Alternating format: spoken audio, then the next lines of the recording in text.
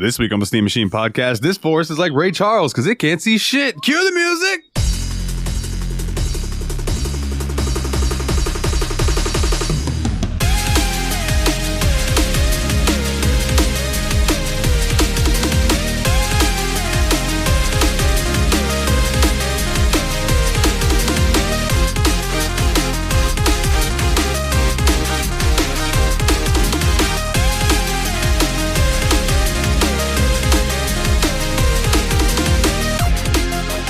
Hey everybody, welcome to another episode of the Steam Machine Podcast. My name is Dalton, and joining me, as always, are the Destructo Bros. Hey, it's Nate. I'm here. They're both here. And we have a guest, gentlemen. We have a guest, Yes. one of our umbrella people. I guess, I don't know, I worded that all kinds One of of our wrong, but he is umbrella people. Nice. One of our umbrella people, yes. He is. Hey, from the Umbrella Corporation himself, the inventor of Resident Evil. We have Team Retrogue. Mikolov, how you doing, buddy? I'm doing good. I wanted to make it on my bucket list that I would guest star on the Steam Machine Podcast and actually beat a game. And my friends, I have done Hell it. yeah. Yay! Oh yeah, that's what's up. That's what's up. Before we get to that, let's go with what you guys have been up to the past 2 weeks or so, and I'll go counterclockwise. Willie, how have you been doing? What have you been up to these past 2 weeks, my brother? I'm good. I filed my taxes literally like 24 hours before the end of time that I could do that, which is weird because usually I do that as early as possible, but you know, it happens. I also have been playing a first-person shooter called Dusk, which this one feels like it's going to be really good. I'm only like 3 levels in, so I can't say for sure what I like about it yet, but it has this very retro, like, Quake type of vibe to it that I'm really into. Oh yeah, and you got that was that Boomer Shooter bundle, right? Yes, it was from the Boomer Shooter bundle that was on Humble Bundle about 1 year ago. It had Dusk and Medieval, and several other games, but those were like the Ion Fury and a couple other games in that type of vein. So I don't know. I'm looking forward to playing through all of them, but you know, I just thought I'd lead off with Dusk because the devs of Dusk, New Blood, are really cool, and I just thought I would check them out, and having a great time so far. Cool, man. I look forward to hearing more about that. Is that all? Oh, okay. Yeah. Nate, what about you, buddy? Yeah, What you been up to? it's been a crazy couple weeks or anything like that, but I guess if I had one thing of note that's happened is I did go and see the Mario movie. I'm not sure if any of the three of you have or not. You have, Mikolov? Nice. Now, what is Mario? So Mario is this video game that came out in 1985, was when Super Mario Brothers for the Nintendo was released. However, the character made his first appearance in a video game called Donkey Kong from 1983, I believe is the year on that one. And it was an arcade game. And they made a movie about this guy. Now, what is a game? Oh, you're a dumpster human. So how was the movie? That thing that you're playing with all of us right now. Oh, true. So how was it though? Yeah, I thought it was a pretty good movie. Like, you know, it's of that same quality where I think it like stands up towards the more modern like video game movies that are doing well, like Sonic and Detective Pikachu, things like that. I think it's right up there in that level.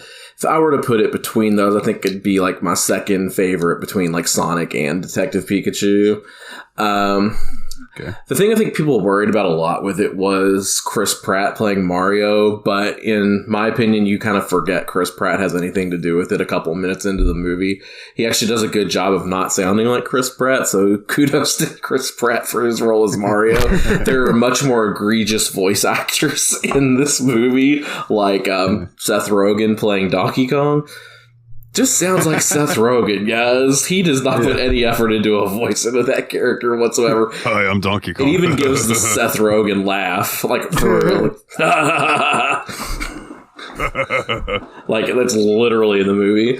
But yeah, I thought it was pretty good. Like, I don't think it was groundbreaking. I thought the story felt kind of rushed, to be honest. Like, it didn't have a very cohesive story. It just kind of went from point to point to point. Like, hey, you remember this from the games? Hey, you remember this from the games? Which I thought was kind of, you know, it's Mario. That's what it's going to do. So it worked out pretty good. I thought that, obviously, Jack Black as Bowser did a fantastic job. But when is Jack Black not going to do a fantastic job? Yeah, that's fair. He's the man. I'm just glad to hear it's not like a Mortal Kombat Annihilation tier type of movie, you know? No. So you would definitely watch this one over the original Mario movie. Depends on what kind of mood I am. Yeah. If I want to watch a good movie, yes. If I'm horny, no. I will not elaborate. Real quick, speaking of movies, you posted a teaser that I'm pretty sure that you're probably stoked about. I'm pretty excited about it because it's one of my favorite characters, if it's true. Oh, like the thing I posted about, they're making like a Knuckles series on Paramount Plus. Yeah. And I thought that was really interesting. This is the first time I'd heard of it, but it came from the Sonic the Hedgehog Twitter account. So I'm like, I guess they're making a Knuckles series and putting it on Paramount Plus. I'm wondering if it's going to be all CG or if this one's going to still have like the human actors and stuff. I'm really interested in see what they do with it. I haven't really seen anything beyond the fact that it's a thing that's going to exist. Yeah. I like Knuckles a lot. I don't know why. Like back in the day when I was a kid, like he always stuck out to me as like the cool character from Sonic. Yeah, he's always been my favorite Sonic character. Like, well, I guess not always since he didn't exist until Sonic 3 and Knuckles, or Sonic 3, so. But then the fact that you can like play as him in the older games and all of a sudden those hard levels are slightly less hard because you have that little glide ability. Hell yeah. And the wall climb, yeah. Knuckles is such a neat character. Suddenly Chemical Plant isn't so intimidating. Oh man, what about you, Mikolov? What you been up to, brother? Oh, it's been quite an adventure. So I was off from work last week, so we took Foster's son to the zoo, his first zoo trip ever, and I'm pretty sure he enjoyed it. Saw the Mario movie twice. Twice, nice. Twice. Way too much Final Fantasy 14. And other than that, just working on my content. Got a video coming out probably end of the week where I basically douse a device in isopropyl alcohol just at the slightest attempt to try to swap out the screen. So that was quite a smelly experience. Oh yeah, I bet. That's what I clean the counters with up at work is isopropyl alcohol. So like I'm used to that smell. Oh, yeah. So now if you look at any of my recent videos, there's actually a persistent yellow stain that I can't get out of my mouse pad from that specific screen swap. Wow. Tremendous. And everything apparently probably smells like Popov vodka now. Dude. Pretty much. I'll never forget the first time that I popped open a bottle of Skull vodka, which for those of you who don't know what Skull vodka is that are listening, it's what, $9 for a gallon? Pretty much. It is awful. And you don't drink that to have something that tastes good. No, you don't drink that if you love yourself either. You just drink that to get fucked up. Yeah, that is some serious, like, I'm getting fucked up and tomorrow I'm going to cleanse my body because I'm losing everything. You drink that to teleport to the next day in time. You open that motherfucker and you smell it and it just smells like you could clean wounds with it because it's just like it's straight alcohol. I used to have a buddy who would do, so, you know, I think it's Irish car bombs where you take a Guinness and you drop a shot of Bailey's in it and then you chug it down. Yeah. Right? He used to do that, but he would pour the mugs full of Steel Reserve and then he would drop a shot of Skull vodka in there and chug it. So he's dead now, right? Nobody has a real bad drinking problem. Well, that was clear from the first part of the story. Dude, that guy, I've seen that guy. Horrified. I watched him freak out one night and he just started kicking his toilet until it broke off the ring and the water started spraying everywhere. Yeah, that guy's got issues. Sounds like a cool dude. I've done that in NetHack before. Call the Mario Brothers. Yeah. Oh man. But yeah, I've been works, dude. I'm not gonna get into it hardcore because I ranted heavy about this on YabsPod this week. Go check out yet another BS podcast. But dude, work is going to hell in a handbasket real quick. Like people are dropping out, like people are quitting, other people want to quit, people are putting their 2 weeks in, and I'm like, dude, we don't have enough people as it is. What the fuck is everybody doing? It's getting ridiculous. But yeah, other than that, I started Days Gone tonight, just checking it out. seems like it's going to be a pretty chill game. Well, I say chill. It's post-apocalyptic. There's quote-unquote freakers everywhere. They're totally not zombies for copyright reasons. What copyright? No one has a copyright on zombie. You can't say the Z word, dude. They're freakers. There's something where people don't use the words. That's why they're always called like the undead or some they're always something that's not zombie. I feel like it was something to do with Marvel, but I don't remember right offhand. Apparently, you can't. I think one of my favorite things I ever read was definitely a tweet that said, "The Walking Dead takes place in a world where no one has ever heard the word zombie, yet Negan is a real name."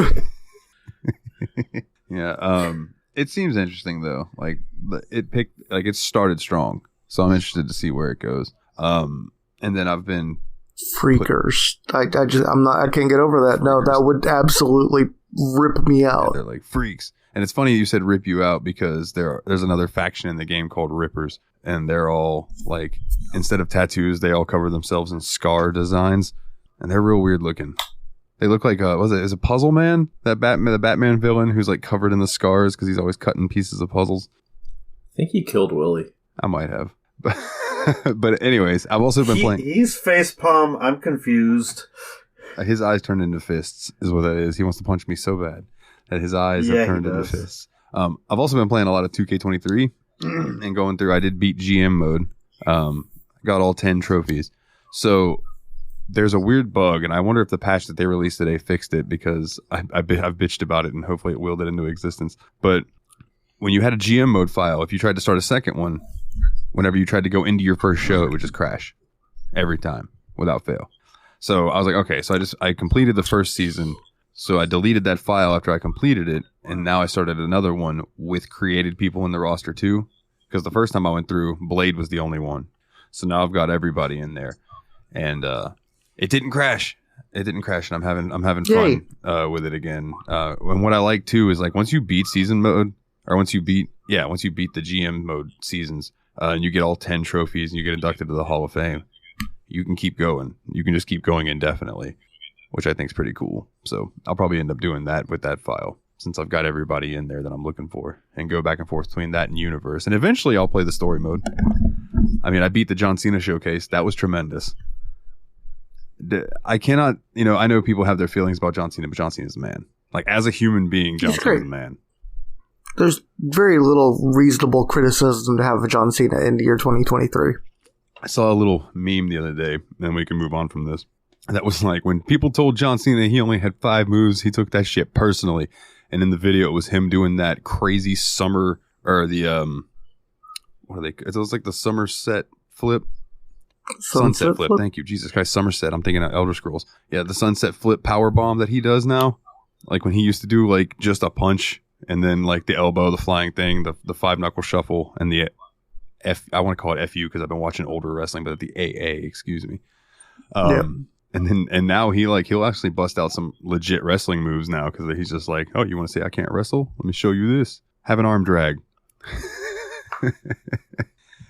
Anyways, gentlemen, this week we dove into Nate's game of choice, which was Ori and the Blind Forest.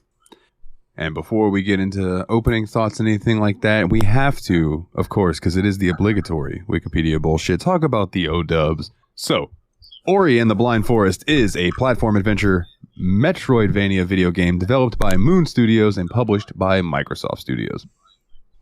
The game was released for Windows and Xbox One in March of 2015 and for Nintendo Switch in September 2019.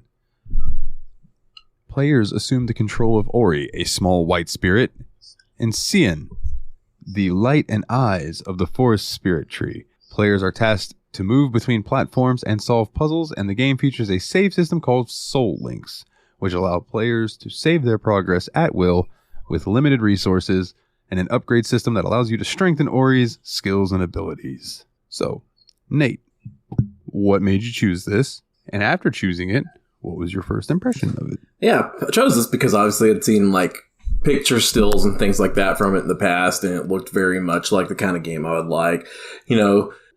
hoping for it to kind of be the game that would live up to that Hollow Knight expectations you get as a gamer that's played Hollow Knight. So when I first loaded into it, I definitely thought it was a beautiful looking game. But even right from the jump, I kind of felt like it was trying to emotionally manipulate me from a very early part in that game, which I didn't really appreciate because it felt kind of forced and fake from where they were doing it from.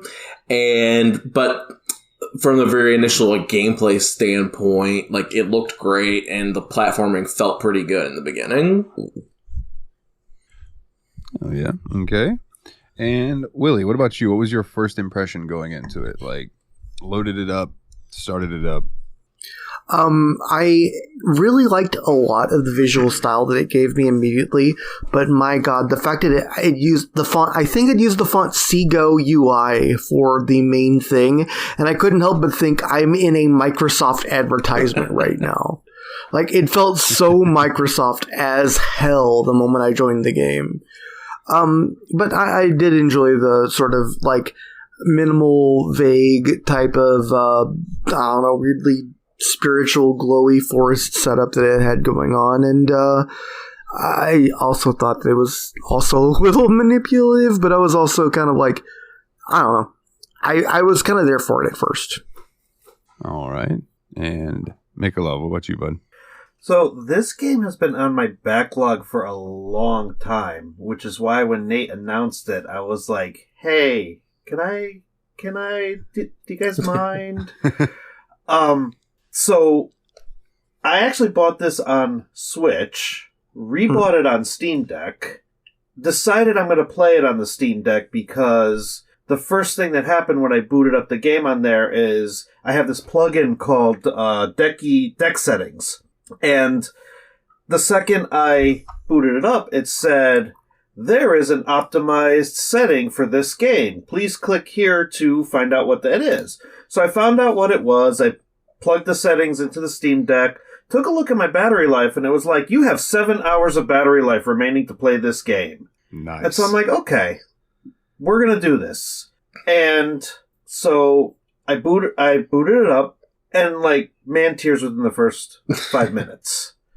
Yeah. And I actually was okay with that because it got me invested in Ori specifically. Yeah. Because clearly, this game is meant to set him up as a lost child. And you feel afraid for him. Maybe it's the parent in me kicking in, but it got me invested because now I want to see what happens to him, and I actually want to keep this little kid safe. Oh, yeah, and especially because she literally she loses her parent figure 5 minutes into the goddamn game.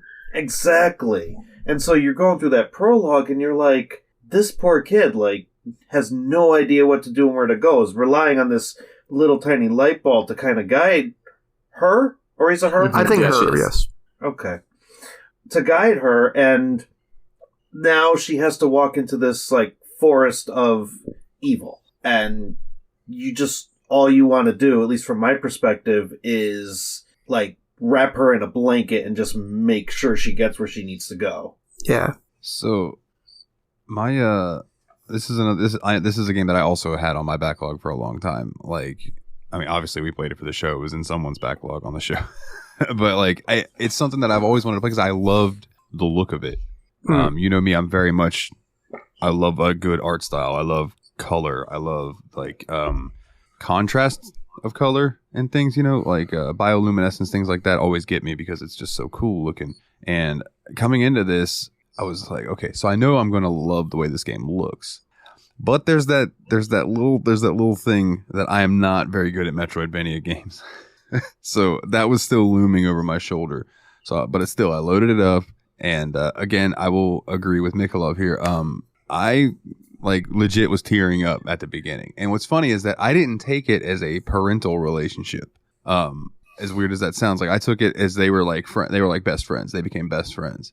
Okay, big guy helped out sense. Little guy would help out big guy. That's how I took it. And then just that scene of like, and I don't know if it's just because of what I went through recently with Daisy or whatever, but that scene where like the person or the Ori goes in there and it's like touching and poking at the name escapes me, Naru, yes, and trying to like get and just slumps over, very much hit me in the feels. And then it was like, okay, well now the game starts, and you're just like, I had to sit there for a minute and just take in what happened. And then you didn't want to leave Naru behind, huh? Yeah, and then I started kind of making my way through, but that was definitely my opening thoughts on it. So Nate, since this was your choice, I'll kind of let you talk about like what would you like to talk about first? You want to go mechanics? You want to go level design? Like where would you like to kind of start the discussion at? Yeah, so I think like as it were, it's like, you know, it's another Metroidvania game. And the concept of Metroidvanias is, you know, you start off with your base character that doesn't really know how to do anything, and you continue through the game and learn new abilities that makes your character better, stronger, etc., more agile. I just wanted to lead really early on with one of the most interesting mechanics of this game, which is the fact that you do not have fixed save points. Rather, you can spend a resource to create save points. Yeah, I did think that was pretty cool. Like, I'm sorry to cut you off with that one, but I really did think that was very important, because early on I felt really reticent to spend my energy to make save points, and I think I probably should have used them a lot more frequently than I did, even knowing that I should use them more often, you know?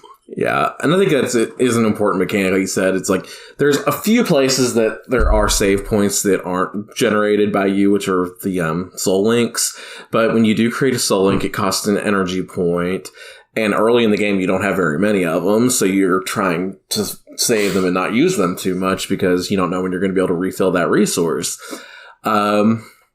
This led to me not using it, like you said, and at times losing 10 to 15 minutes worth of gameplay because I didn't want to use a soul link because I didn't know when I'd be able to recharge it. Right. Yeah, I know that pain all too well as well. So... Oh, go ahead. Oh, go ahead, sorry. No, go ahead, bud. But I actually had the opposite problem where I wasn't using my abilities because I really wanted to create soul links and save my game. Okay, that's interesting. So you found yourself like saving more often than like how I did. Like I don't know. I'm trying to think. Like I would plant one every time I got to like a new area. Well, let me first off say I can't tell you how many times I forgot to plant a save point when I got to a new area and then would die and then have to make my way back to the new area, which is one of the things that drives me crazy about these style of games. But it's also like that's user error. So I don't blame the game for that. You know, that's just kind of on me. It's user error to an extent, but it's also game design to another extent. Like, I wouldn't say that's completely unfair for you to think that you got kind of screwed by it because you did. I feel like I definitely did too. Like, that's game design, intentional or not, that gamers... Especially those of us who have played like JRPGs or anything like that, we save the elixirs until the very last point, till we need them. Yeah. So, no, like video gaming in general has programmed us to save our resources. Okay, so in that context, yeah, you're right. I don't feel so bad about it. But I was totally agreed. And that's why I wanted to bring this up very early on as one of the main game mechanics, because I feel like the fact that the game has very few fixed save points, most of the save points are you creating a soul link yourself and using up an important resource, is definitely worth pointing out before anything else. And with that, like, there are mechanics that you pick up through, like, I don't remember what they were exactly called, but they were like the Graves of Warriors or something, where you would pick up a certain ability, but there was also a skill tree that you could spec into what you wanted to as well. I feel like those didn't add quite as much as like those Graves or whatever they were. Well, I think you said what they were actually called. Light? I think it was just the light of the characters. Yeah, the lights. Like, those really are what changed the game. Like, obviously one of them was a double jump, and there was a wall jump and things like that got added into the game as you progressed. There was, like, in the skill tree ways to, like, and change that double jump into a triple jump. Like, that did exist if you went deep enough into the skill tree. But those kind of things were fewer and far between. The one that I concentrated a lot on was making my weapon stronger. I feel like that was needed in some parts, man. They started throwing some enemies at you that took a lot of hits to kill. Yeah, and that's the thing I did want to touch on too. I thought was combat. How did you guys feel about the combat in this game? It felt weightless. Like, I don't know if it's just because certain games that I've been playing recently, but even in Hollow Knight, I feel like when you hit the enemy, it at least kind of like felt like you were hitting the enemy. Whereas this, you're kind of just throwing a light around and hitting enemies with it. And Hollow Knight had great combat. I feel like this game had really light. I don't know. It felt fighting felt bad to me. Like, I do not think fighting was this game's strong suit. No, I don't think fighting was meant to be the focus. True. I think they wanted you to focus entirely on the platforming, and they just gave you some abilities to get through what they threw at you. There's no actual bosses. Like, the actual bosses in the game are the platforming segments. That's true, and I do think that the platforming was mechanically way more solid than the combat. I think the combat felt perfunctory, but the platforming, generally speaking, was really sound, mechanically speaking. I think making the combat less than the platforming kind of hits home the fact that Ori is a child in this game. A helpless child that needs help to get through. And so it's not actually Ori doing the attacking, it's the light protecting her. Yeah, the light sucks at fighting. That's also true. yeah. The light does suck at fighting. So, like, I get that you're saying, like, that combat's not a main focus of the game or whatever, but it is forced in a lot of areas, and it just doesn't feel good when you have to do it, in my opinion. Yeah. I found myself just pretty much button mashing and trying to just avoid the enemies while trying to hit them as quickly as possible. Like, especially the big bulbous spiky blobs that would burst into more versions of itself and then more versions of itself. Those really were just like that enemy. Trying to balance staying on the wall while mashing the attack button at the same time and trying to knock all those out so they can't get me while I'm up on the wall and stuff. And that might have been the quote mechanic that they were going for with trying to get the specific one I'm thinking of in this one section. But man, it was a pain in the dick. Yeah, I know which one you're thinking of, and I think for that one personally, I used that charge attack where it uses one of your ability points to use that big explosion. The stomp ruined them. Okay. If you stomped, it would kill them. Yeah, stomps. Because the stomp would actually send out a shockwave that would crush all the little ones as they got. Yeah, that was one thing that you learned later on in the game. That stomp was absolutely the most broken and best attack in the game. Oh yeah, where you just jump up and throw yourself down. Boom, and just annihilates everything around you. Yeah, that was... You kind of just start stomping in a sense of panic. Yeah, poor Ori.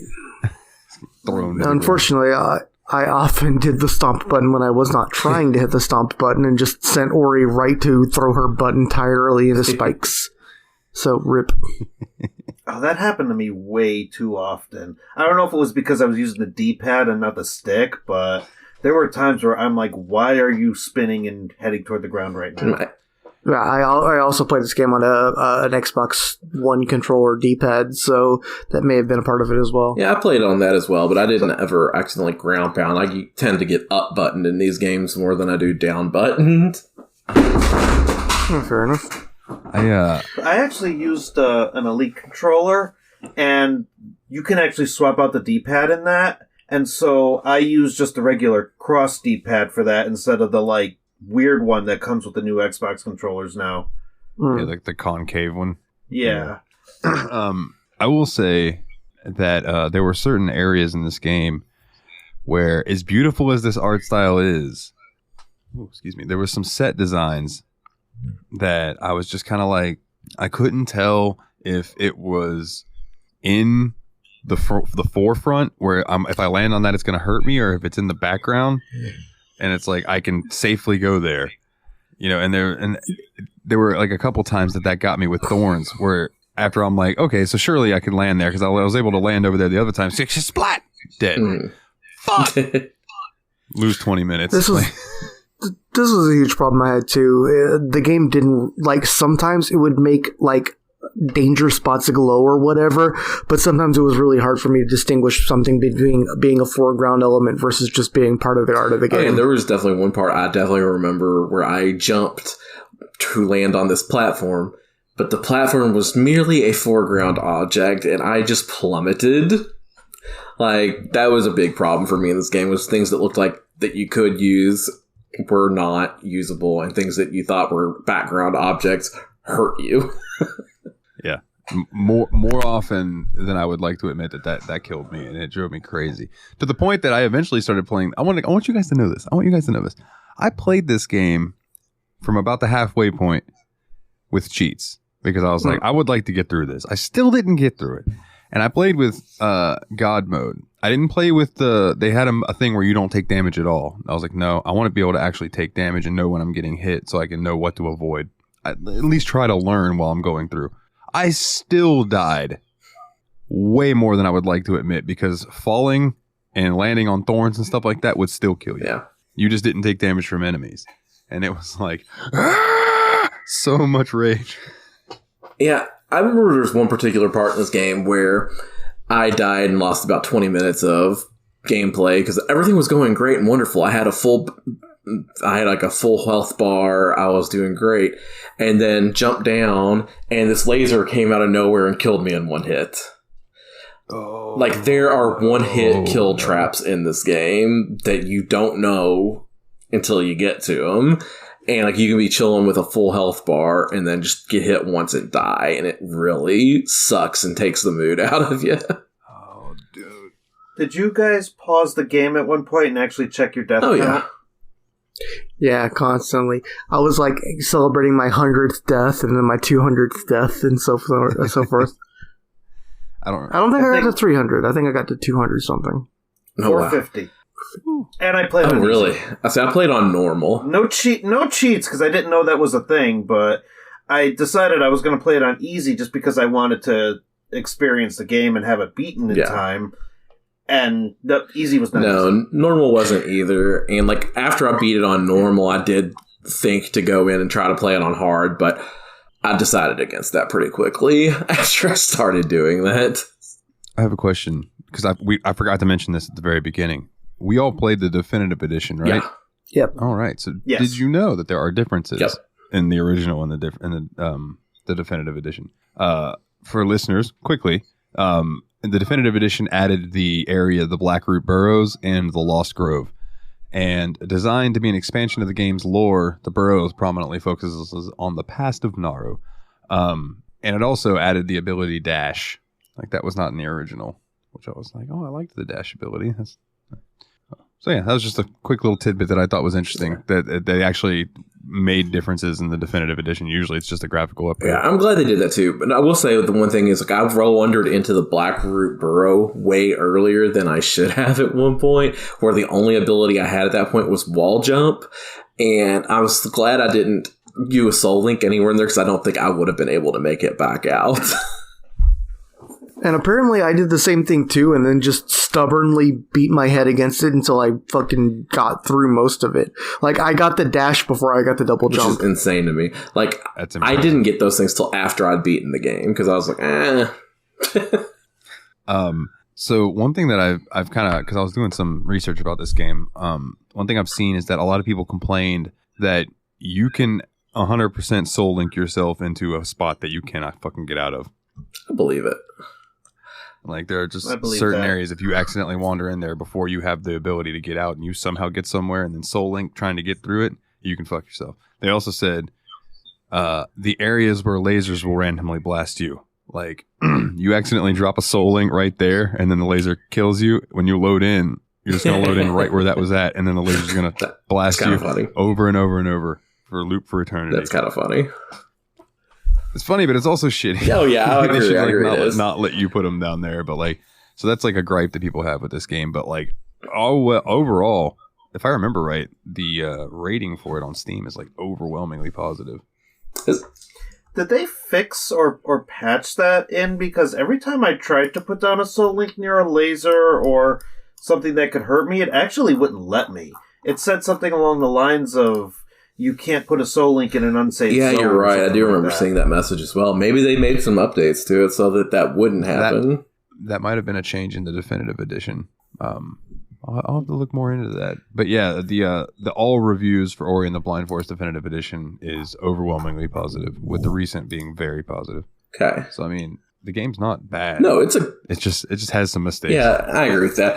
One thing I do like about the game, because I feel like we've kind of been like going through things we don't like a lot more than things that we do like at this point. I kind of liked the way that it was set up in a way that you went from traversing the overworld, and then in this game, it felt like there were three major, what I would almost consider to be like Legend of Zelda-esque dungeons, like 2D Zelda dungeons, which I thought was pretty neat. The first one being the tree, Ginsu tree, which was kind of like a pretty interesting level where you had to do a bunch of platforming through the screen. So like you'd go into like basically a portal, and it would drop you off into the other part of the room. You had to solve a bunch of portal-based puzzles in that one, which I think all of us at least got to that dungeon, as I'd like to call it. Yes, this was the end-game dungeon for me. I really I had a good time getting through it and everything, but I was just like done by the end of it, because it definitely like ramps up at the very end of it, and got real difficult. But dude, I loved the layout of it.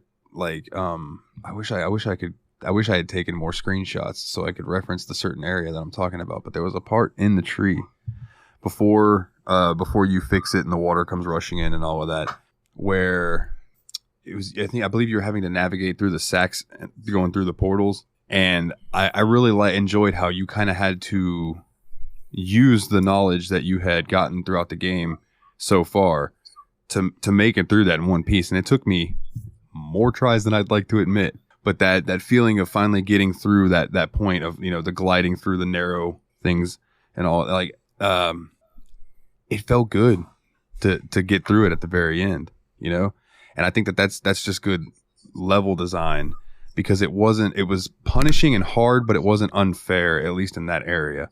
Oh, man, I definitely felt a sense of reward when I completed those escape levels, because they're intense. And thankfully, they'll throw you a bone, and they'll give you like a mid save spot. So if you get through like one section, but then you die in the second half, they'll throw you that bone. But definitely, I died enough times to where when I finally got through it, there was definitely a sense of victory there. Yeah, and I think that they've really tightened up the level design in general in the escape sections for each of the three main dungeons. Like, those definitely felt like they were the big showcase platforming challenges that they built the game around. They did, but I also think that there was some poor execution in those as well. I think Ginsu Tree might be the one I'm thinking of, too, where the ceiling would start to fall, and you would have to dodge out of the way of the ceiling, but then you had to go back to that because the ceiling just randomly started falling from the other section of it. It's like you had to go forward, back, forward. There was no way to predict that without knowing that was going to happen. There were a couple of times where things came from the top of the screen that you couldn't really make out, and that was not the only time. There was another escape level that had a similar thing, and I was like very annoyed by that personally. I think that was the wind dungeon where basically debris from the ceiling clears your way forward, but you wouldn't know that unless you actually saw it crash into the ground below you. So if you're trying to climb up, which the whole thing was wind, then you're gonna get nailed, and then it's gonna take a couple of tries to realize, I need to dodge this, and then wait for it to fall. The wind dungeon was completely unreadable on your first try. There's like no way anyone read that their first try. No, I thought Ginsu Tree was the water. Was it? Okay. I think it was the Forlorn Ruins. I do want to say, Forlorn Ruins is wind. The video that I watched earlier, where the guy was kind of doing a retrospective about it, he had that same complaint about the stuff falling from the ceiling, but it was in the fire level. I also thought there was some unreadable stuff in the fire level. I think all three of the main dungeons had really weird problems with stuff just slamming down and killing you, or else you had to like dodge and go back in and dodge and go back in, even though you wouldn't have known that it was coming the first time you went through it. Like, there was some weird I want to be the guy memorization stuff for some of those stages. Yeah, and I think once you got to know it and do it, they were satisfying to execute, but it wasn't signposted well enough for you to be able to sight read. Yeah. Right, exactly. That's my exact complaint. Do you almost think that they wanted you to die a whole bunch of times to learn the levels? If so, I consider that bad game design, personally. Especially in a game that has a one life mode. Yeah, there is a challenge in this game where it wants you to beat the game in one life. It's like the difficulty is just called one life difficulty. And if that's the case, I do think that is pretty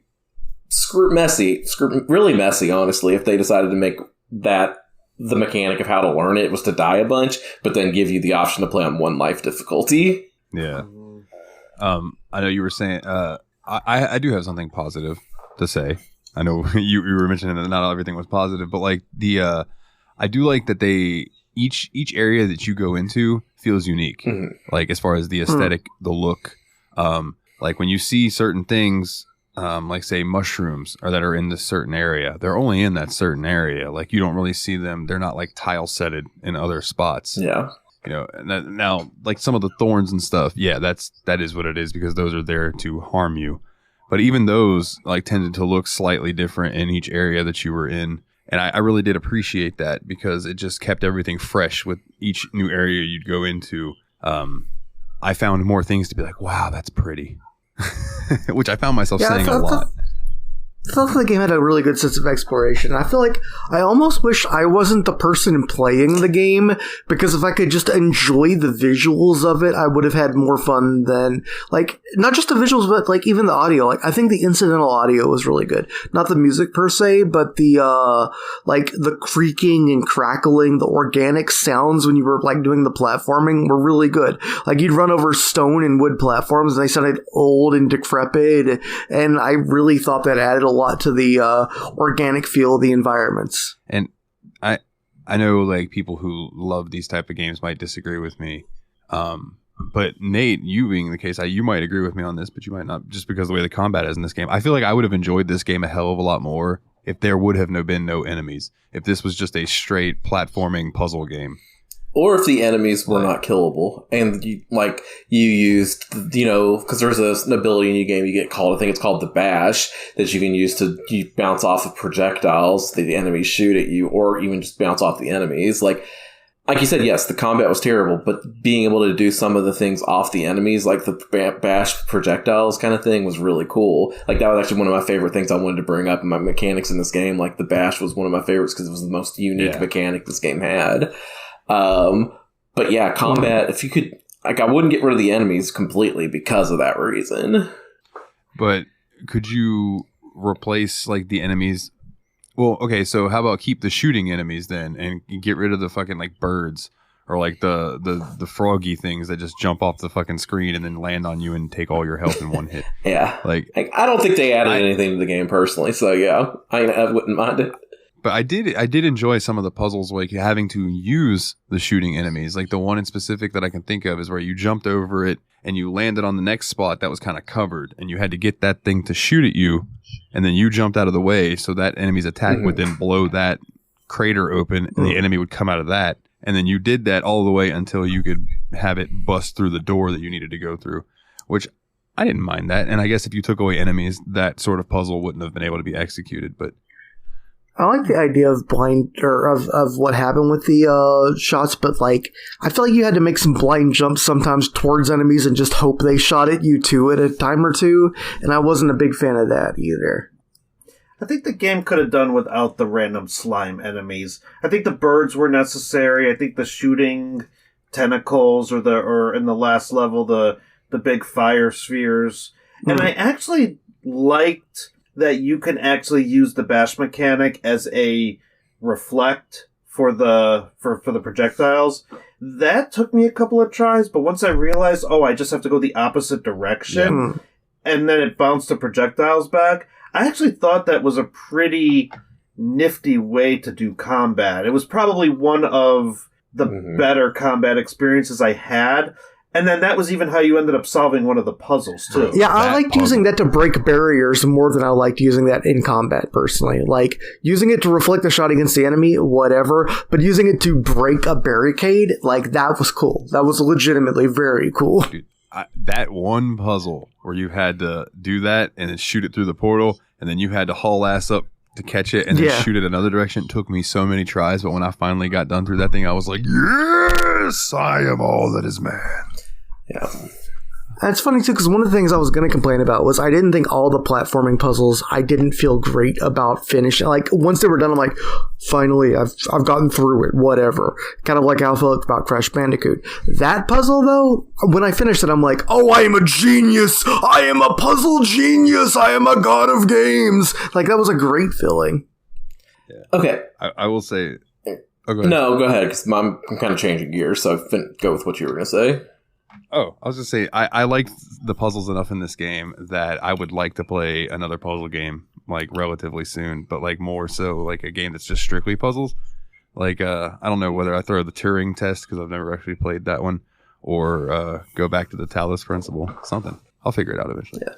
So, continue. Yeah, so one thing I wanted to kind of talk about a little bit more, and I don't want to get into too big of detail into it, but it's just the story itself. So we kind of talked about the intro of the story, and kind of how Ori ended up with Naru was through this big storm that kind of swept her away. And then the tree would like try to call back to Ori to get it to come. This is how I interpret it, to get her to come back. But when the tree did this big light show, it killed this owl's eggs. So the owl stole the heart of the tree to kill the forest because it killed her babies or whatever. Like, was the story that convoluted to anybody else watching it? And did anybody else feel like the owl was right? I thought that towards the end, especially, Kuro did seem really justified. Like, it was really convoluted how they got the story kicked off, in my opinion. And, like, I was a bigger fan of the owl than I was the tree by the end of the game.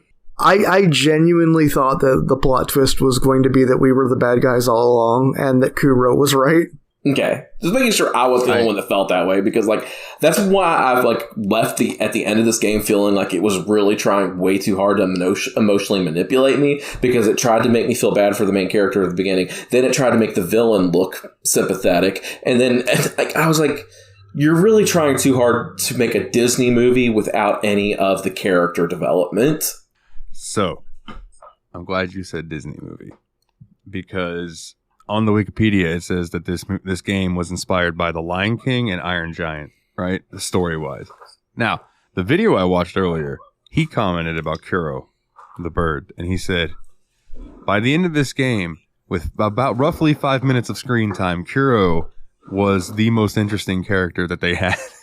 And he said that, and you really, like, he was basically saying that he would have liked to have seen their story fleshed out more.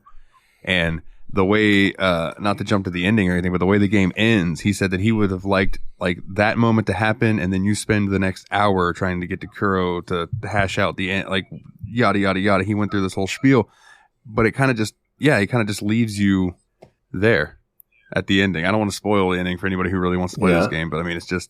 I found the story extremely convoluted and extremely disappointing by the end of it, personally. Which is what I thought this game had built itself up to be bigger than, like, say, like Hollow Knight was. It had more of this contained story that you could really attach yourself to, because Hollow Knight was kind of like lore-driven, but more in the way that FromSoft does their games, rather than, like, a story-driven game. But this game was more story-driven, and then the story just really let me down, which I thought was the big selling point of this game over a Hollow Knight. And see, I always, like, at least to, like, me personally, the selling point of this game was always the visual of it. Like, I thought that they were relying very, very hard on the way the game looked. But I also, I don't know. I liked it, but I didn't. I liked it, but I didn't. It was a very pretty. I'm just like, it was a very pretty game, but it had some very, very, very notable flaws. You know, I think it was very pretty, but very shallow at the same time. Shallow Knight. Let me ask: are you at all interested in playing the sequel after playing this game? I would like to play the sequel to this, absolutely. but the sequel to this, after playing both of these games, ends up behind me wanting to play Guacamelee too. Because Guacamelee was a much more fun and well built out game than Ori and the Blind Forest to me. I feel like, at least gameplay wise, I had more fun with Guacamelee for sure. Yeah, I mean, I am absolutely willing to give the people that made this game another chance. I thought they did a lot of things really well. Like I said, the incidental audio was incredible. I thought the general style of it was really pretty. I just also think that this game may have thought it was more important than it is. That's the main thing. I feel like this game had its head up its own ass. So, the worry that I had for you with No Man's Sky turned out to be true about Ori and not No Man's Sky. I was real worried you were going to be like, man, this game sniffs its own farts. But, yeah. No, it's just this game. It really wants to be it wants to be an adult version of a storybook, like a tragical, melancholic storybook, and I just don't think it pulls off all of those beats at the same time. But I think like a lot of what it does really well. Again, I think the mechanics, like the actual fundamental mechanics of the platforming, are mechanically very sound. I think the audio is fantastic. I think the visual style is really pretty, and I would absolutely go back and play another game in it. I just don't think that the story had the depth that they seem to think it had. And like you said, I do think that I wish they'd have cleaned up the platforming a little bit too. There were times where I felt like it felt a little bit floaty and not as responsive as I would like, especially on any sections where you're doing this is an ability you get late in the game, but where you're on the wall and then you point to where you're trying to go and it does a super jump off the wall. I felt like the wall jump did feel a little weird with the D-pad control, especially. It was pretty janky there. Like I said, it felt good, but it didn't feel polished as I would have liked the platforming in this game. So I think I asked you this offline, but I would like to hear your opinion on this. How would you have felt about this game if you'd played it before Hollow Knight versus playing it after Hollow Knight? I'd have liked it more if I'd played it before Hollow Knight, but I did play it after Hollow Knight, so... I do want to say it looks like that this was this development, or this studio's first game, Moon Studios. So that might be why it's not as polished as you would like. Maybe. That's just I was like looking it up. I'm like, I wonder what like order. So yeah, they have released 2 games, and it's Ori and its sequel. And again, I'm absolutely willing to play the sequel. I'm looking forward to that. I haven't played Hollow Knight yet, so now I kind of want to play Hollow Knight just to see how my perspective would be different from Nate's. I would be interested in that. Hollow Knight, dude. Hollow Knight kicked my dick in the dirt, but I enjoyed it the whole time. And I don't know if it's because I've played Hollow Knight so many times and that I'm actually very good at that game now, comparatively to most people, but I died so many times in Ori in ways that I did not think I should have died, where I don't feel like that's true in Hollow Knight for me. So, Dalton, where you say, like, you played Hollow Knight and it kicked your face in the mud and you enjoyed it kicking your face in the mud, I'm starting to wonder, for me personally, if my experience with Ori is I enjoyed it or I got through it. Yeah. Yeah. And, well, if it comes down to you just getting through it, then I appreciate you getting through it for the show. And that goes out to any of you. It was just pure stubbornness, I feel, at one point. I'm like, I have to do this. But I'm conflicted where did I enjoy playing the game or did I enjoy the experience or did I just do it because I felt I had to? And I'll say I have mixed feelings about that too, because there were a lot of times when I was having a great time in this game. And there were a lot of times where I was playing and I was like, I'm just doing this to get it over with for the show. Yeah. And I had those moments and I only got to the Genzo tree. So, if that tells you. Yeah. So is this the first time on the podcast where we've been overly critical on a game like this? I don't think it's the first. No, because I think in the end, we're not even going to give it even that negative of a score. I think we're just going to say it's a game with flaws. I think the thing for me personally, why I'm coming at it at a more negative angle, and I'm kind of driving the show because it is the game I picked, so it kind of drives the conversation in a way that we're being overly critical of it, is because I was expecting a little bit more from it than I had gotten. Like, I'm not saying it's a bad game. I do think it's a good video game, but you wanted a masterpiece. You thought it could clearly be a masterpiece. You thought it could be a Hollow Knight type of game. The ratings that this has on Steam, overwhelmingly positive, and, yeah, I did think that it had that. It was oversold to me. And I think it's going to be a theme of a few games I played this year that I went in thinking they were going to be much better than they were to me. And this is going to be one of those games for me this year. I want to say, though, I think we were the most overly critical about Dragon, like a game about a dragon. But that game sucked. Dragon game, yeah.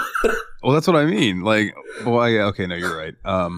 It didn't necessarily suck. It was a one-man project, man. I will say that there have been a couple games, Mikolov, that we've played that we have been like mid-recording and been like, man, we're being really negative. Let's say some positive things. Yeah, but I still think the game we did, the three of us did the most negative review. It was definitely Blair Witch. It sucked.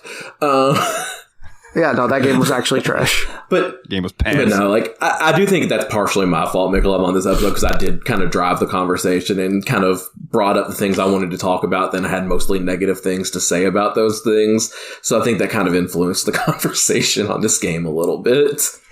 No, I don't think it did, because a lot of the things that you said to lead the conversation were all thoughts that I already kind of had brewing anyways.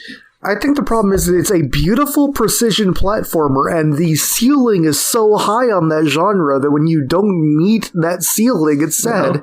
Yeah. And as far as me enjoying Hollow Knight, while also it kicking my face into some mud, I never once felt like Hollow Knight was being unfair. Like, I always felt like, okay, to use the cliche, I need to get good. Yeah. Because I know this is doable. I can see in my head how this is done. I just need to figure out how to do it. Whereas there were some points in Ori where, like we were talking about, I jumped on somewhere where I thought I could land, and there just happened to be something there to kill me. Whereas in Hollow Knight, if something's there and is going to kill you, you can usually distinctively see that it is going to fuck you up. Yeah.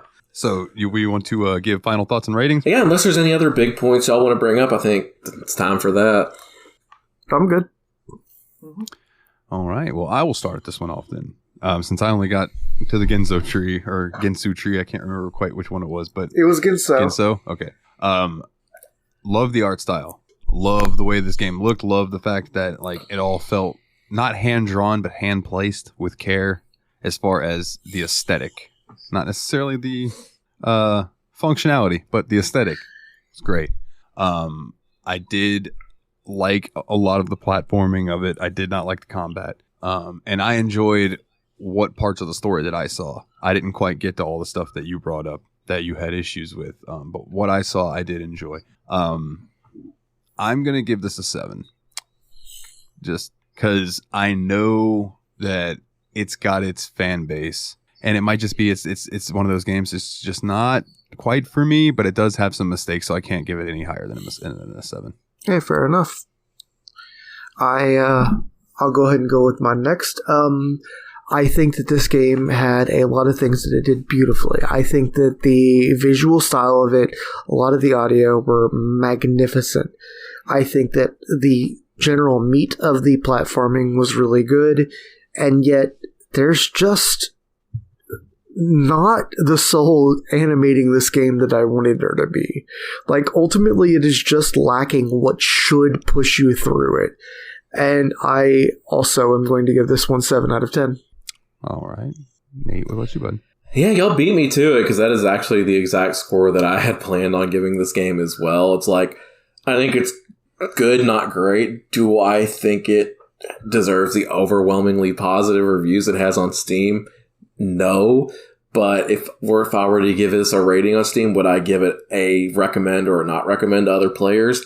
I would give it a yes, a recommend, so that would bring that score up as well. So it's just an interesting concept. So yeah, for me it is 7 mapstones out of 10 keystones. Not Keystone, Florida. Oh, yeah. Yeah, not anywhere but here. Anywhere but here. It's one of those games, quickly, before we get into Mikolov's, I wish that there was, like, the middle of the road selection on Steam. Like, I feel like that would really help. Because when you get, like, because, you know, you have very positive, and then you have positive, you have negative, and then you have mixed, when it's, like, a mixture of the two. But, like, why not have a mid that'd be, like, a mixed section? That's just how you feel about it. I feel mixed about this game, so here's why. Yeah. But I guess people would exploit that like they do with negatives, where they just give it a negative and write poop or something as the review. And yeah. What about you, Mikolov? What do you feel about this game? So I'm glad I played it. It was an experience. It was an experience that I'm not upset that I had. I do think that this game does have a lot of mistakes. I do like the character of Ori herself. I think they do a very good job of making us care about her and her safety and wanting her well-being. Without spoiling, I think something happened in the ending that didn't need to happen. Like, it was feel good, Yeah. but it was also kind of tacked on and unnecessary. Like, I almost feel it took away from some of the sadness of the game. But at the same time, I kind of understand why they did it because it was a turning point for one of the major characters. Right. So I get it, but at the same time, I think there was probably a better way that plot point could have been put across without taking away this coming of age setup that they were trying to go for. And I think even playing on easy, the game was just unnecessarily hard at times. Like, not hard, like you were saying earlier, not hard but fair, but hard because of mechanical errors or control issues, or just they made the platforming just a little bit more difficult than it needed to be. So I think I'm also going to give it a 7, just because it does get some things right, and I think it does set itself up nicely for a sequel.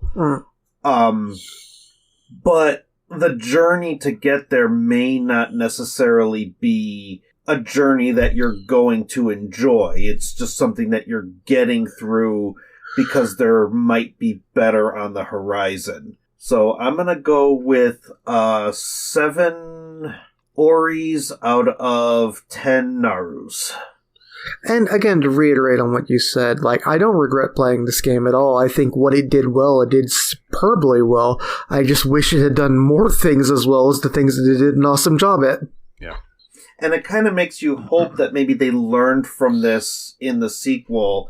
Yeah. And going into playing the sequel in the future, you know, maybe we're set up for a better experience now that we've played the first game. For sure. Maybe. Hopefully. All right. Well, then that leads us into fan questions. Give Willie some time to ponder his host pick. Yeah. So. All right, so let's dive on into them. So we saved a few from last time because our old buddy Jeff was sleepy. So we have a few from the last episode as well that we didn't get to. So this first one comes in from our buddy Ariesoradam. He says, I'm trying hard to play games without an achievement guide or going back to up achievements. What would you say is a gaming vice / something you would want to change about the way you game? Oh, easy. Easy. I wish I was not always driven to saving all of my fucking items till the end of the game. True story. I wish I could give that up. I wish I didn't care about my matchmaking rating in games that I'm not even very good at. Yeah. That's fair. That's fair. Shit like that drives me crazy too. Yeah. I need to get over my incessant habit of having to 100% games. Like, I have this inherent need that if I'm not 100%ing a game, I'm not experiencing all of the game. And actually, with Ori specifically, like, I'm like, you know what? I'm not 100%ing this game. I'm not going back and finding all the collectibles. So I think with age, I'm starting to get over that a little bit. But that does still remain a bit of a compulsion with me. I have to try to get through as much of the game as humanly possible, or I feel like I haven't experienced the whole I'm thing. the exact same way as you, Nikolov.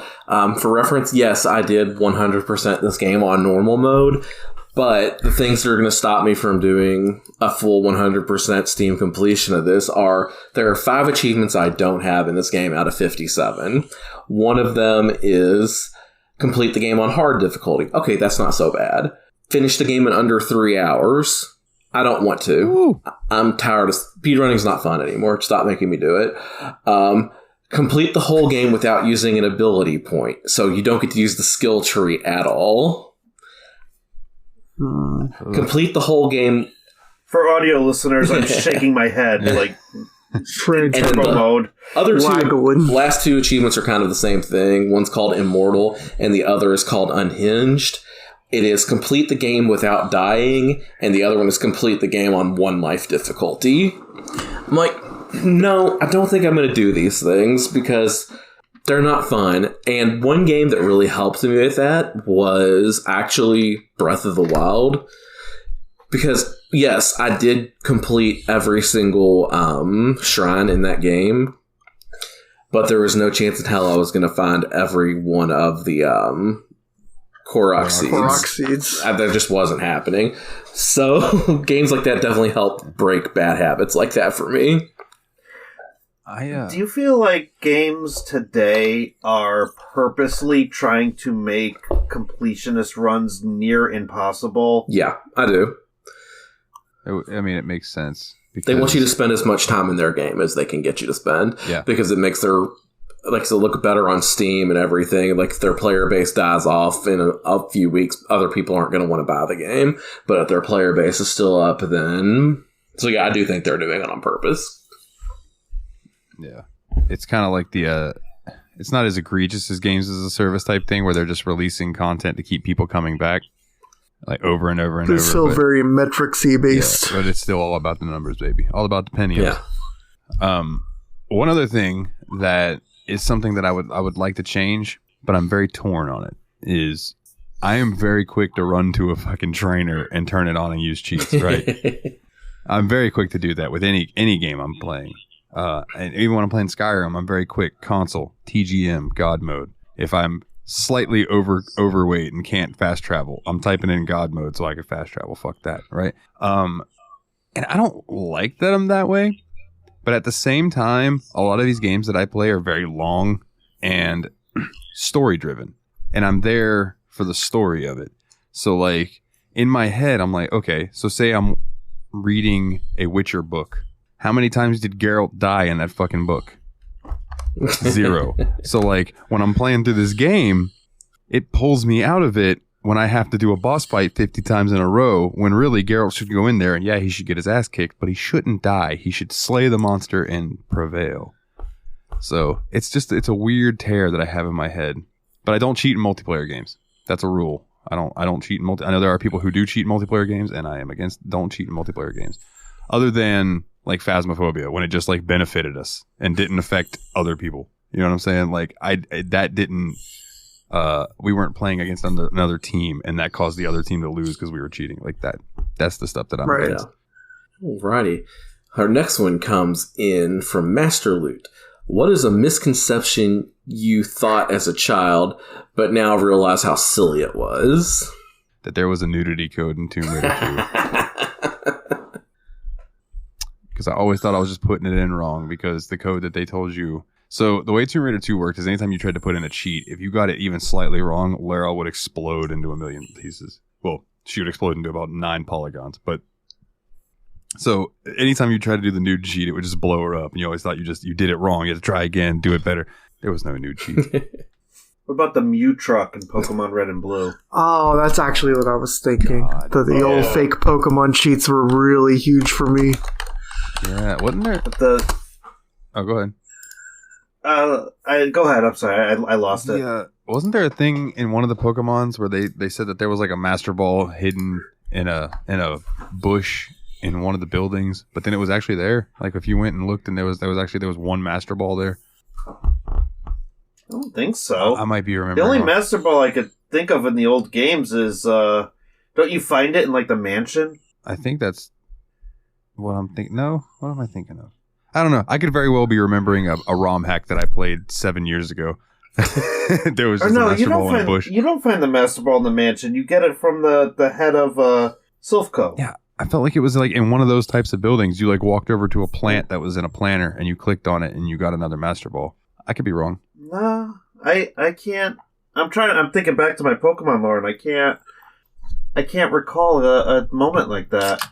The only thing I could think of is you had a chance of getting the Master Ball in the lottery, but it was very rare.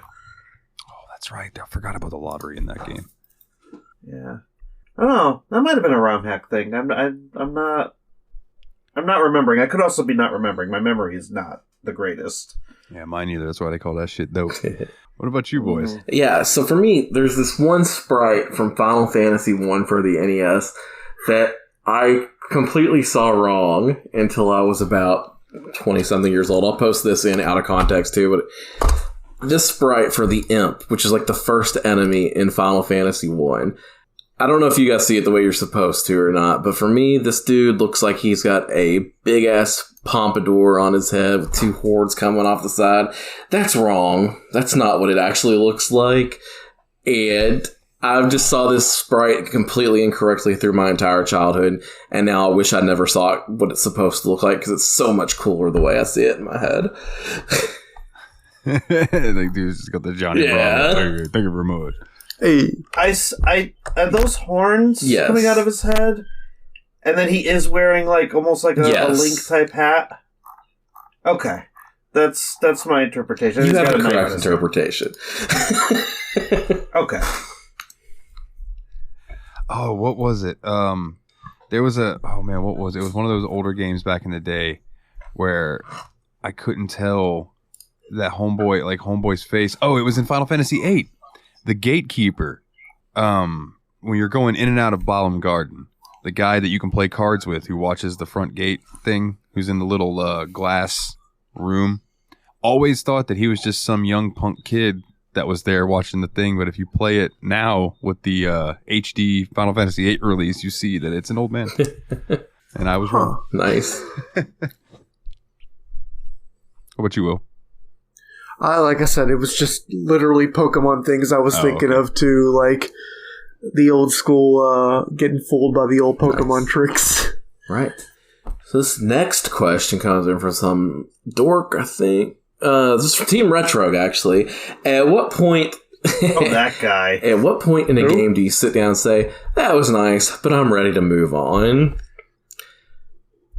Ooh. Personally, I struggle with this. I will start a game and then don't really stop until I'm either just can't take it anymore.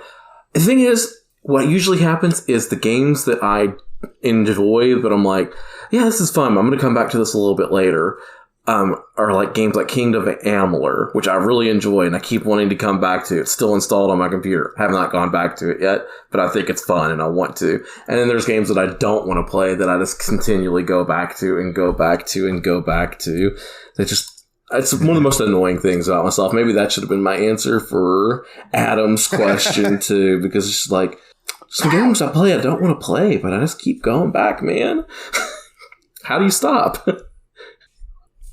Man, I'm kind of with you. Like, I don't. If you remember when I was streaming like Doom 2 stuff a lot, like I literally played like Fast Monsters level map 10 of Doom 2 like for 3 hours straight, and I didn't even care that I died every time. Like, I'm willing to bang my head against a door for forever as long as I'm having fun. I think usually the point that I'm ready to like move on from a game is if I roll credits and I feel satisfied with the amount of side quests that I did. Because that's just the world of video games that I normally play in. But usually it's just like, if the story doesn't catch me, then it's, okay, I've played this, I've had fun with this gameplay, but there's not enough here to hold me. You know, or sometimes it's very much one of those situations where I struggle through shitty gameplay because the story has me intrigued and I need to see this through to the end. But I would say the main point is, have I done enough after the credits to just be like, all right, I'm done with this? So to answer my own question, I think if my character looks the way I want my character to look, if my base looks the way I want it to look, and if I've rolled credits, which I usually won't do until I've done those other two things, then rolling credits is kind of like having the... maybe this is the wrong terminology, but it's like having the dessert after the main course. You know, you're satisfied, you've gotten your little bit extra, and you're ready to just like pay the check and leave the restaurant. And that's actually why I'm taking my time with the main story of Final Fantasy XIV, because I'm enjoying just doing stuff in that game. Like leveling up my characters. I've got a little apartment that I'm like putting furniture in. And I feel like if I roll credits on that final expansion, then I'm suddenly not going to want to go back and do those other things. I'm going to feel satisfied and ready to cancel my sub and move on.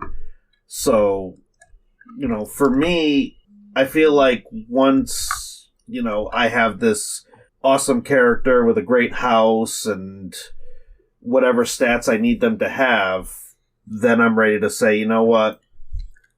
Great experience. Let's find something else. It's funny you mentioned that because I've had that moment with Ark more than a few times.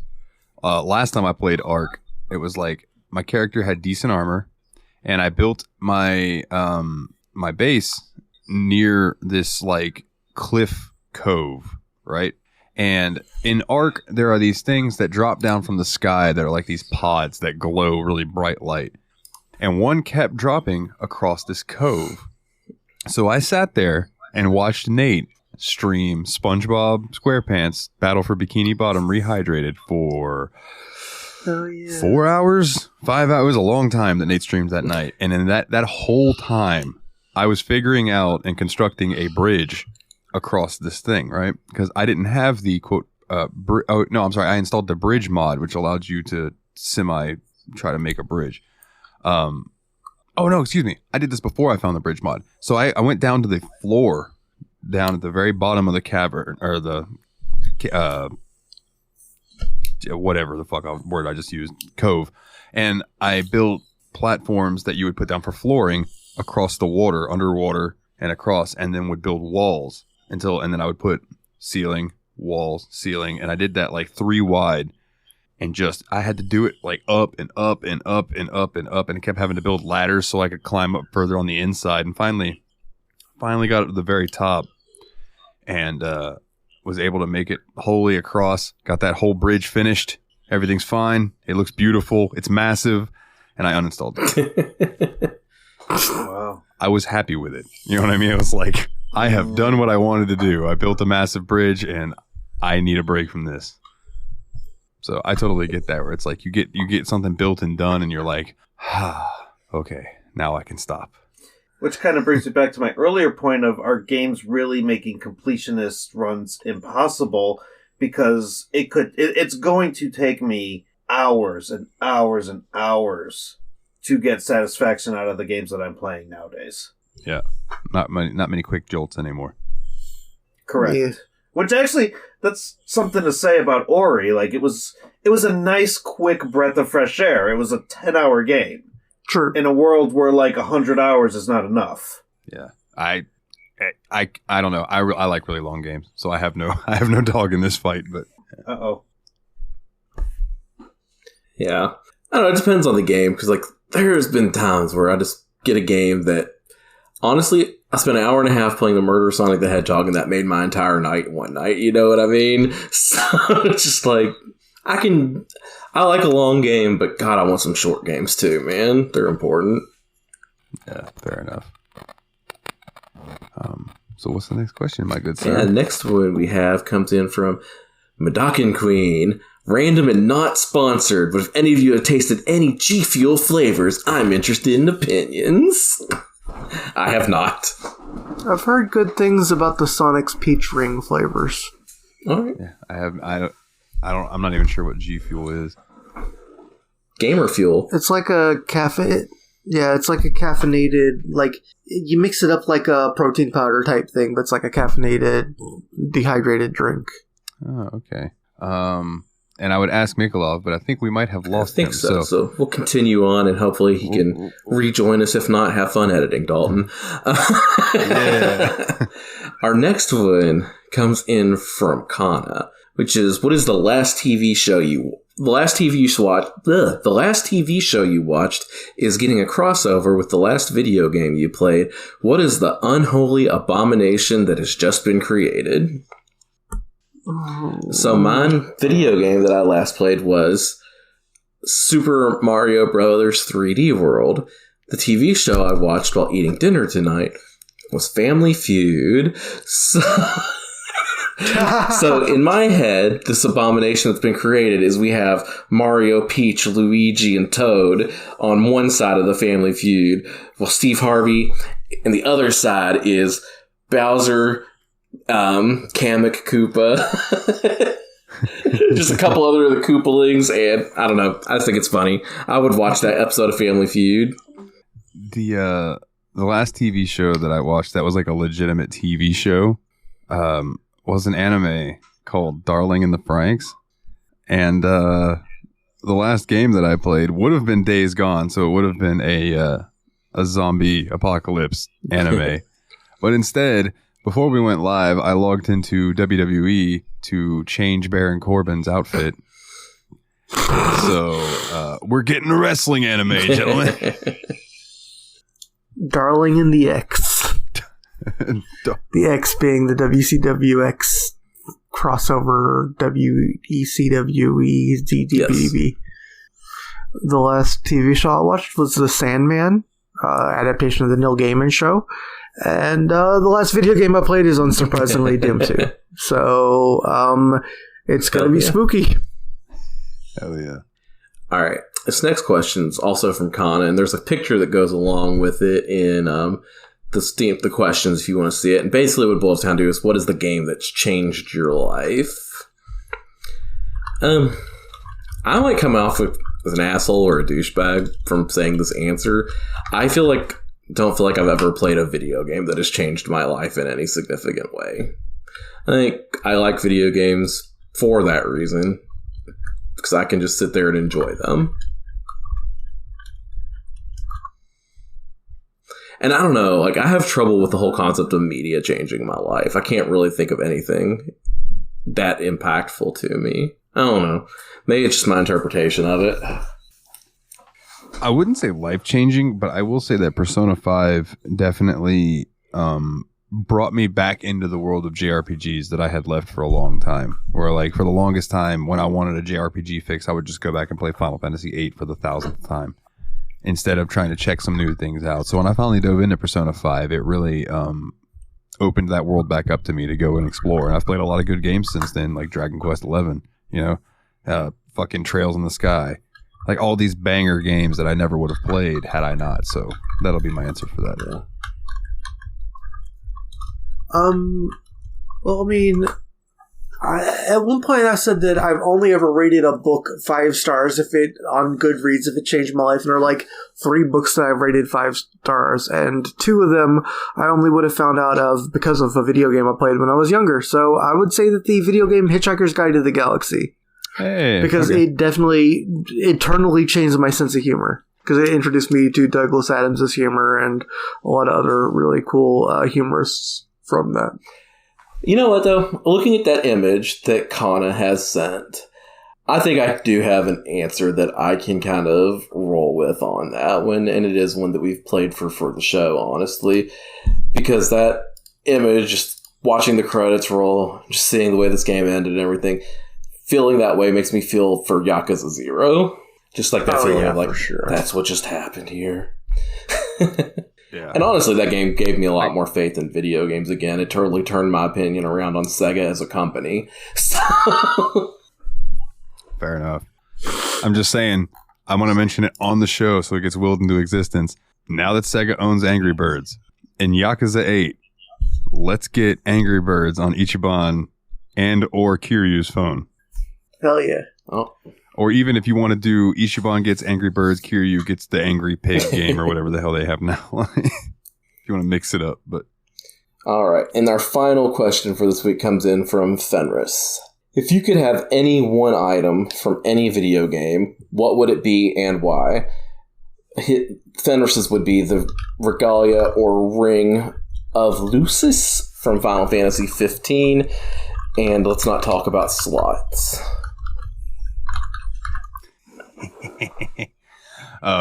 Dude, the Regalia is really cool, because the Regalia is like you'd be driving it around and you need to fly, you just fly.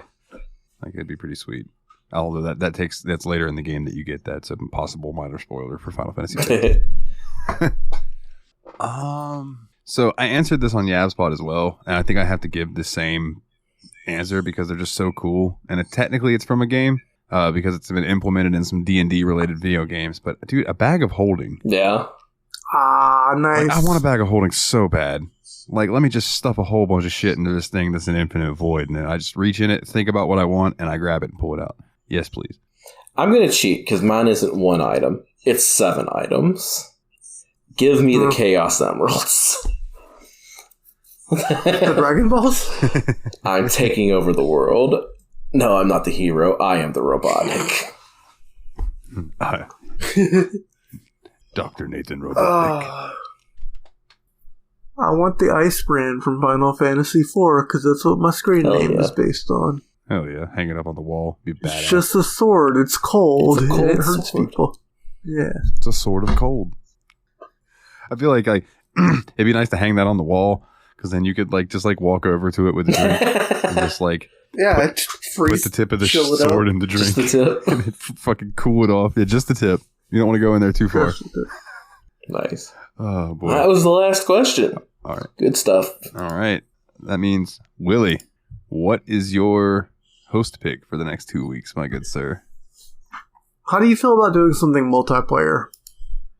Doesn't bother me. I feel like we've done a lot of multiplayer games recently. I want to play Terraria. Oh, all right. Not what Me I was neither. expecting. Honestly, that's cool. Yeah, I'm cool with Terraria.